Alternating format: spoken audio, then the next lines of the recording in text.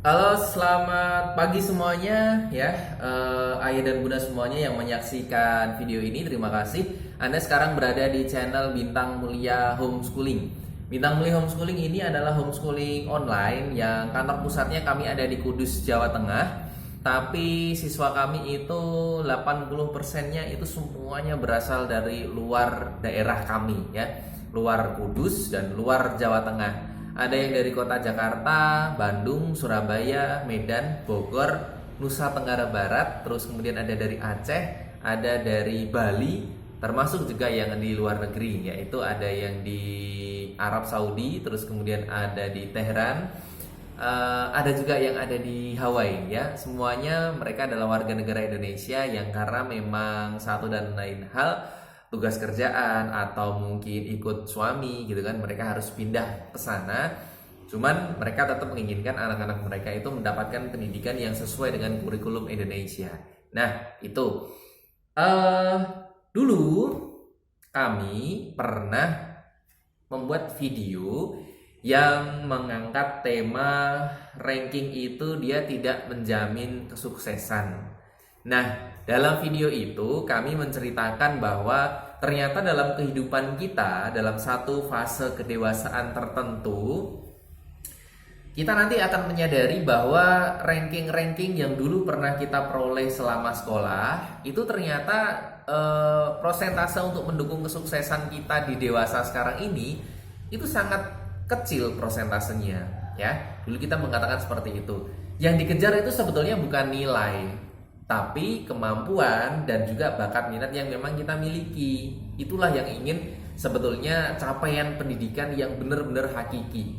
Cuman uniknya gini, kalau itu kan teman-teman nanti bisa scroll video kita yang ada di bawah-bawah. Ranking itu tidak menjamin kesuksesan, cari aja deh, ada pasti kan gitu. Cuman menariknya gini, di antara sekian banyak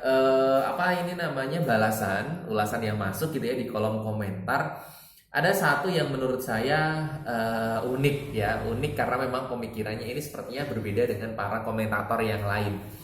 Tanpa menyebutkan nama ya, mohon izin, saya bacakan komentarnya. Beliau ini berkomentar bahwa ranking yang tidak menjamin kesuksesan itu sebetulnya adalah hal yang salah besar. Karena ranking ini, beliau mengatakan, itu bisa digunakan untuk meningkatkan motivasi anak-anak supaya dia rajin belajar. Nah, beliau menuliskan lanjutnya adalah, buat apa anak-anak itu sampai mati-matian belajar kalau pada akhirnya itu dia nggak ada yang dikejar. Nah, ini yuk coba ya kita resapi dulu komentar yang beliau tulis ini. Komentar ini itu mengingatkan saya kepada komentarnya Pak Yusuf Kala. Waktu itu ketika ujian nasional itu, kita kan tahu ya, ujian nasional sebetulnya itu sudah beberapa kali mau dihapuskan sebelum Pak Nadiem Makarim. Cuman akhirnya beliau-beliau gagal karena penolakan yang memang masif, terus kemudian mungkin mereka belum ada kesungguhan untuk menghilangkan ujian nasional ini, sehingga akhirnya ya wacana lah gitu ya, tahun depannya ada UN, tahun depannya ada UN, sampai akhirnya Pak Nadiem. Balik lagi cerita tadi, ini mengingatkan saya kepada komentarnya Pak Yusuf Kala ketika menanggapi bahwa UN baiknya dihapus saja. Beliau mengatakan seperti ini, UN dihapus itu jelas tidak bisa, karena UN ini itu digunakan untuk meningkatkan motivasi anak-anak belajar. Nah, sama kan sebetulnya komentar dengan beliau yang ditulis ini. Pak Yusuf Kala melanjutkan, dulu kami pernah mencoba untuk menghilangkan sistem peringkat ya, belum sampai UN tapi peringkat. Tapi hasilnya ternyata apa? Hasilnya anak-anak ini semangatnya belajar hilang. Jadi mereka itu belajarnya sekenanya, semaunya, nggak ada yang dicapai. Akhirnya ya sudah sedapatnya, setiap semester selesai naik.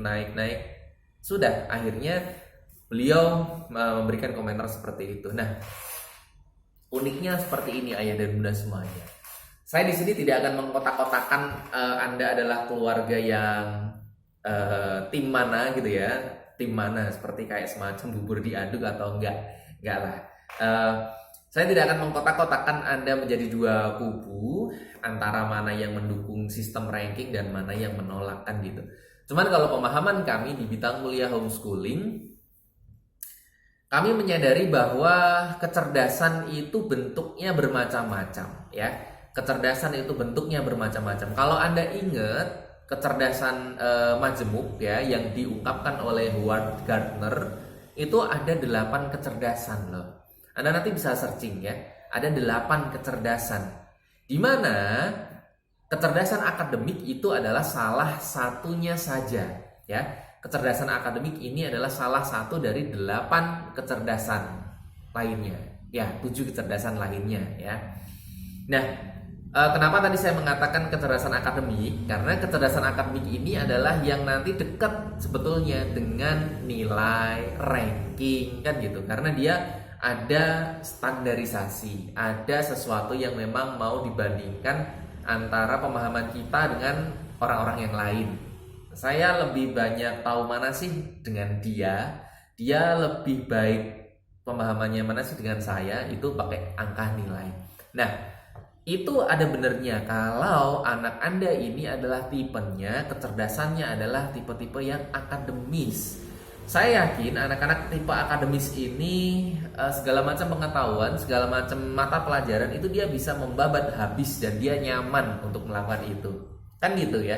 Tapi bagaimana bayangkan dengan 7 kecerdasan lainnya yang dimiliki oleh anak-anak lain, jika ternyata dia itu tidak sama dengan anak Anda ini yang dia tipe kecerdasannya adalah akademis. Saya ambil contoh lain, kecerdasan berikutnya, ya, selain akademis ini ada kecerdasan musikal, kecerdasan secara gerak, ya, kecerdasan secara bahasa atau verbal. Coba bayangkan ketika kecerdasan ini kita compare hanya kepada satu kecerdasan yang akademis, 3 ini dia kalah loh. 3 ini dia mengatakan bahwa waduh saya bodoh nih, saya nggak bisa sepinter teman saya yang tahu rumus Pitagoras, bisa ngitung matematika dan segala macamnya. Nah, pertanyaan saya adalah kita sungguh sangat rugi kalau hanya mendiskreditkan bahwa kecerdasan itu hanya satu, hanya angka, hanya nilai dan sebagainya. Tapi ternyata kita mengabaikan ratusan juta anak-anak Indonesia yang lainnya. Kan gitu. Lalu bagaimana ranking ini? Kan bisa untuk memotivasi. Betul, sampai di sini ya oke lah, saya bisa memahami maksud Anda. Tapi kalau ini untuk digunakan berlomba, saya lebih pintar, dia lebih bodoh, ini salah besar. Pendidikan itu untuk mengeluarkan, ya. Pendidikan itu bukan memasukkan sesuatu yang ada di dalam terus kemudian masuk ke kita, bukan sebetulnya. Pendidikan itu dia adalah untuk memberdayakan apa yang kita miliki ini, kemudian potensi itu dikeluarkan untuk bisa melakukan karya-karya yang lain lebih luas. Sebetulnya itu loh pendidikan. Cuman memang Anda semuanya jarang atau belum pernah memahami itu. Jadi kan repot kan gitu. Oke lah. Kalau Anda nanti kepengen tahu profil kami Bintang Mulia Homeschooling ini, Anda bisa masuk ke website kami www.bintangmulia.org. Lalu kemudian ikuti saja sosial media kami. Kami nanti akan mencoba sering berbagi hal-hal yang sifatnya ini adalah pemikiran tentang pendidikan, termasuk bagaimana memaknai pendidikan itu secara utuh. Ya, bagi Anda yang baru tahu ternyata kecerdasan itu ada 8 tipe. Coba di searching dulu, cari satu-satu, terus kemudian lihat anak Anda itu masuk ke kecerdasan yang mana. Ya, dia tidak harus tahu rumus Pitagoras. Dia tidak harus tahu bagaimana menentukan paragraf utama, ya.